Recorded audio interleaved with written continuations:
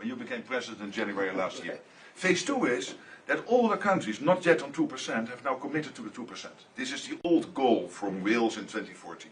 7 were not on 2%. Some were saying somewhere in the 2030s. Now this year, all of them, including Canada, including Italy, including Belgium, they have all now committed to the 2%.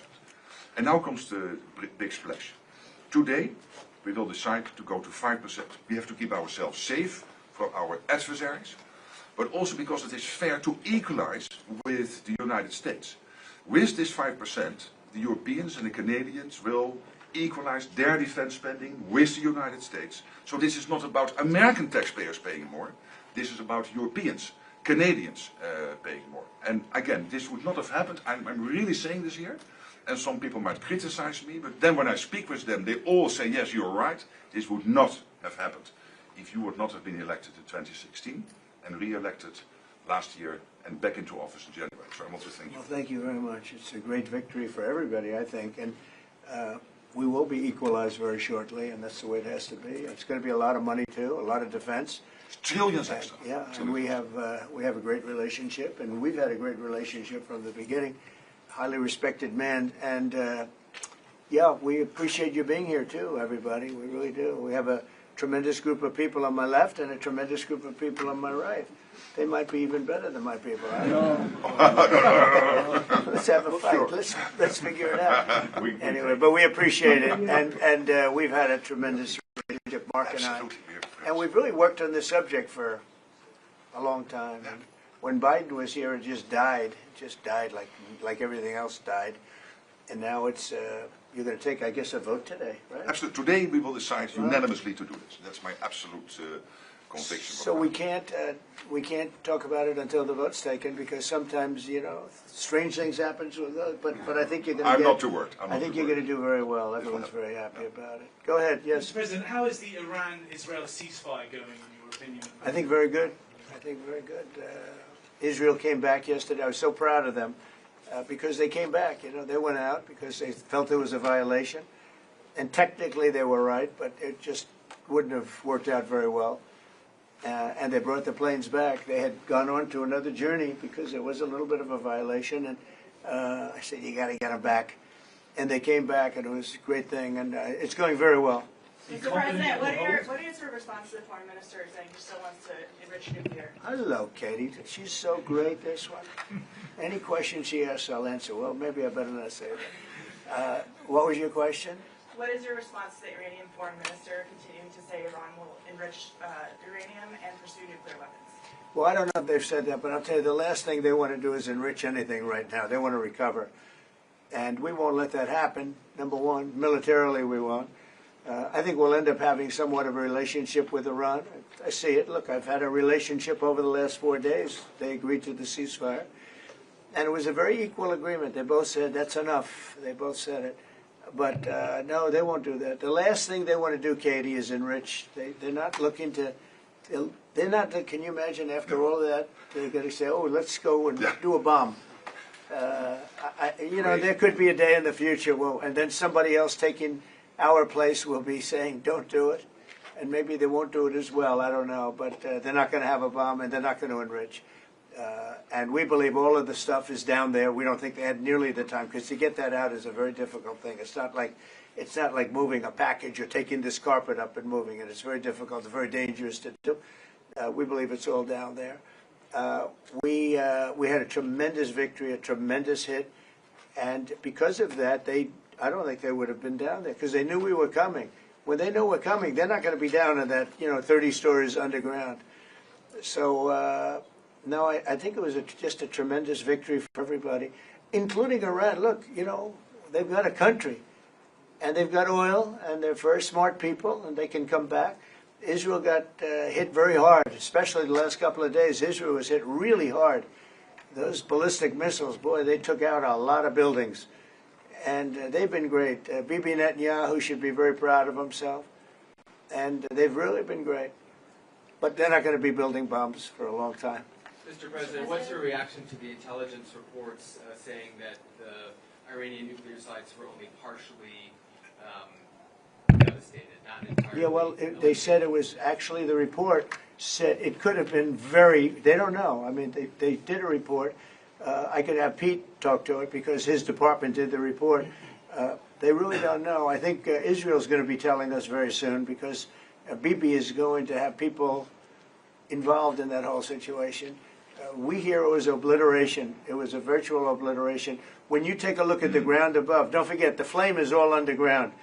But everything above, if you look at the before and the after picture, everything above is burned black. The trees, everything.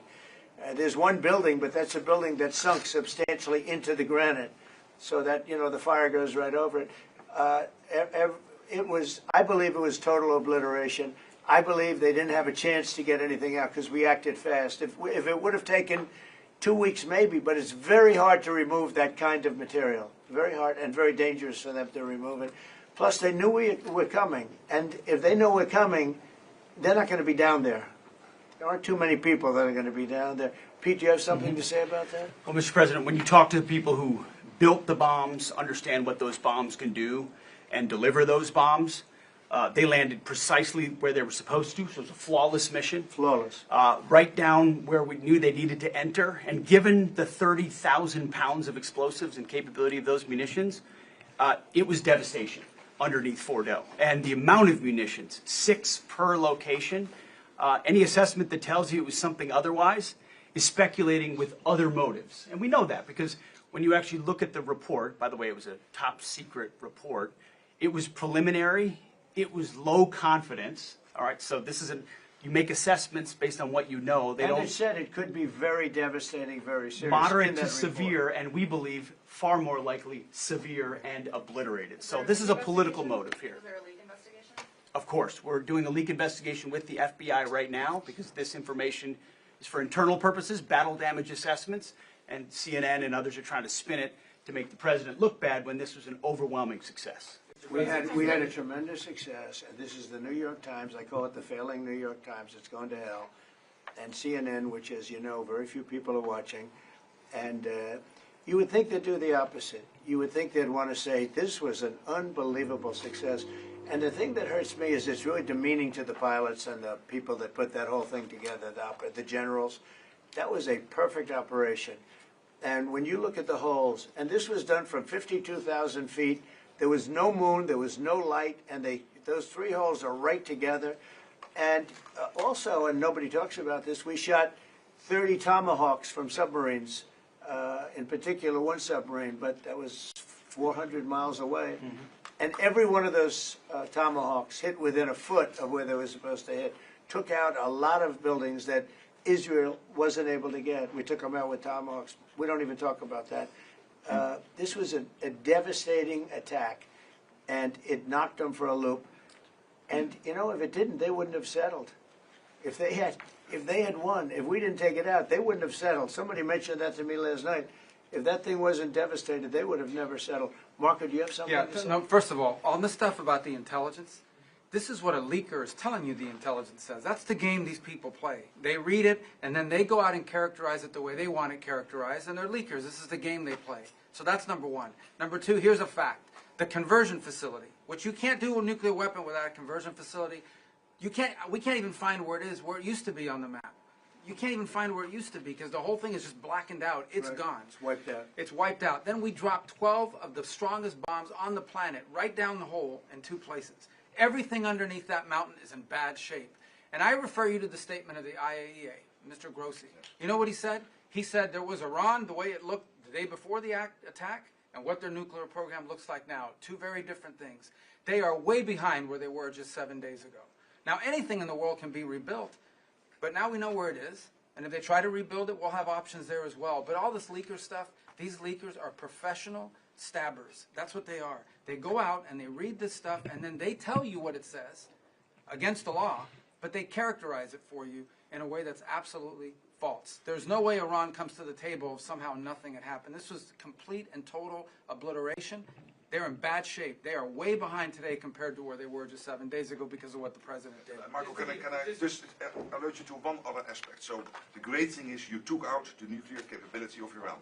This was crucial. You did it in a way which is extremely impressive. But the signal sends to the rest of the world that this president, when it comes to it, yes, he is a man of peace, but if necessary, he is willing to use strength, the enormous strength of the American military. So I think that signal to the rest of the world, this is far beyond Iran, is extremely important. So let me also point us to that aspect of what happens. They went down, Iran went down to the site afterwards.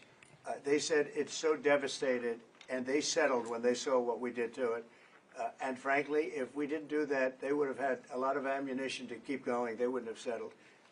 Somebody brought that up, and 2 Iranians went down to see it, and they called back, and they said, this place is gone.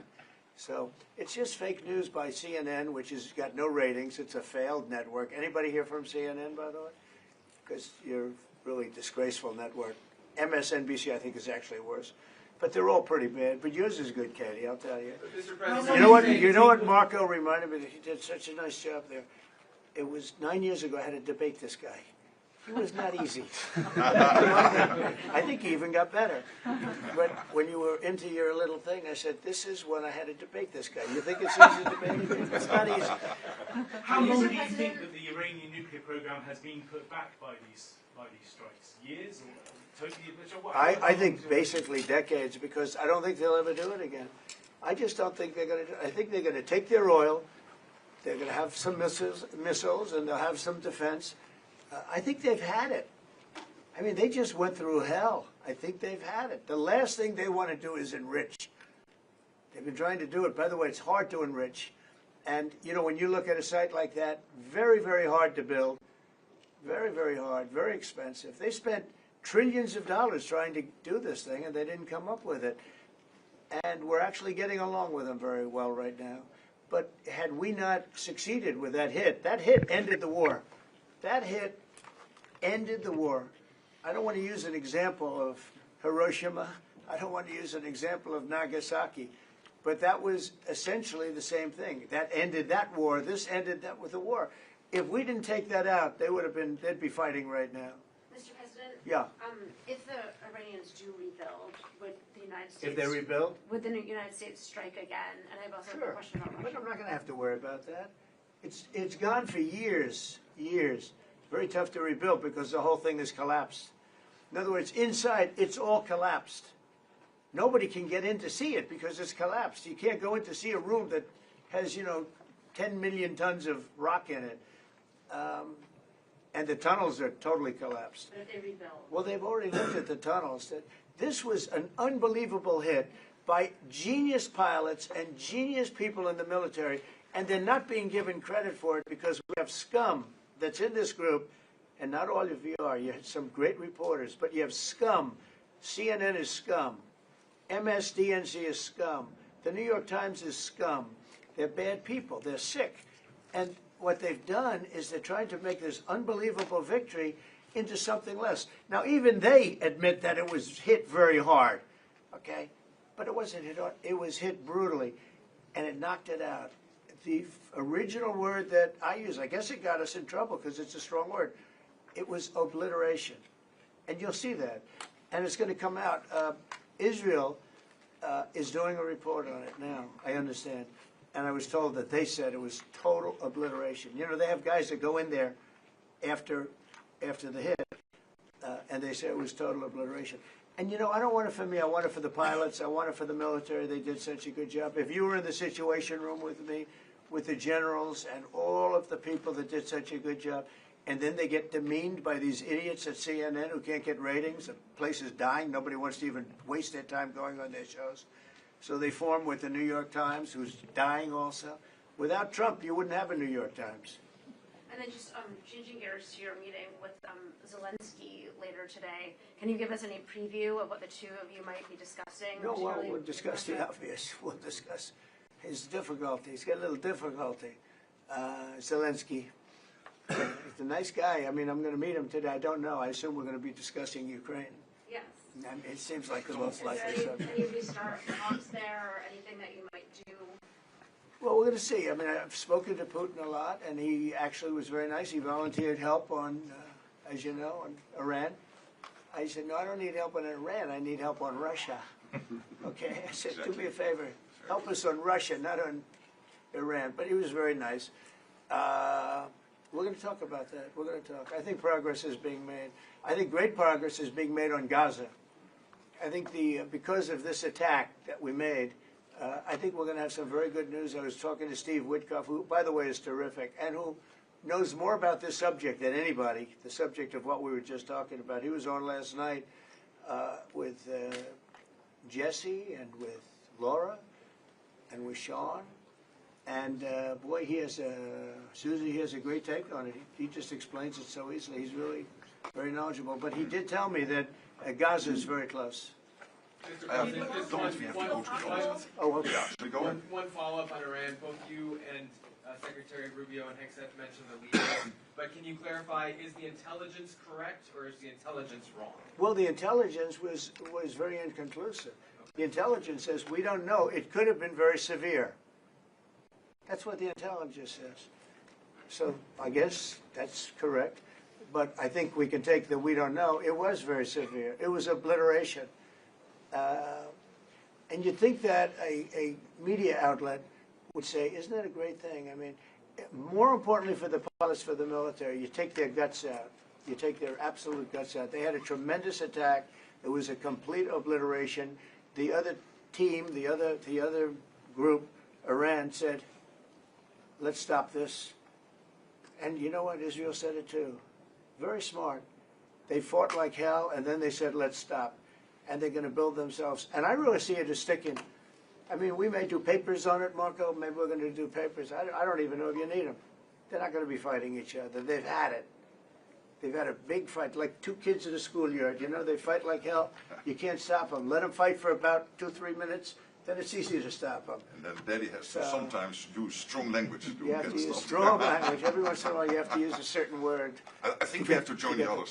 Yes, we're going to join some other group. Yes, thank you. Katie, one last question. Do you believe that the strike... she's so good. That's the only reason I take her. Thank you, Mr. President. She used to be very difficult. Go ahead. Do you believe that this strike on the Iranian nuclear program will lead to the release of the hostages in Gaza? I think that it helped a little bit. It showed a lot of power. Yeah, I think it helped. But we're going to get separately, even before this, we were very close to making a deal on Gaza. I think this helped, yes. Okay? Thank you, Kevin. Thank you, everybody. Thank you.